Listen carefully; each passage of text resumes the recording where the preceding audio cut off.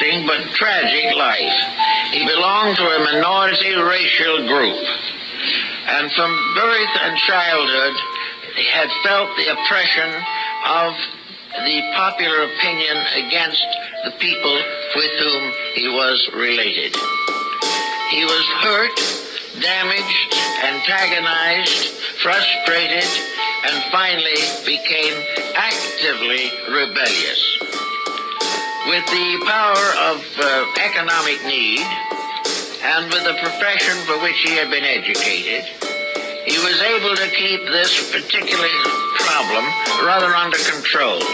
He worked out some of it through dream symbolism, he worked out some of it through psychological counseling, and he worked out some more of it by being busy doing things that took his energies and gave him a certain sense of fulfillment.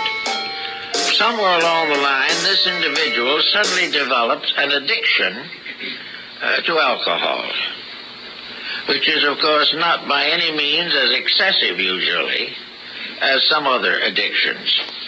But within 3 months... I played that for a reason. There's a lot of people who think if I get high, it can help me with my problems. There's science, study, facts showing that most people tend to do stupid things.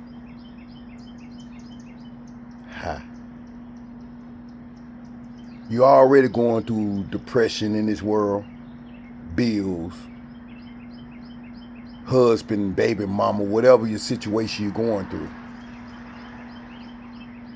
Instead of you getting spiritual and learning how to deal with this world the way this world is, most people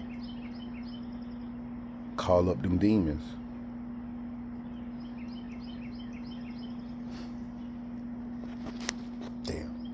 Once this man was destroyed, the moment he lost the control of his own conscious mind, every misery, every persecution, every bit of misfortune that went back for generations in his family surged out, and he actually committed crime.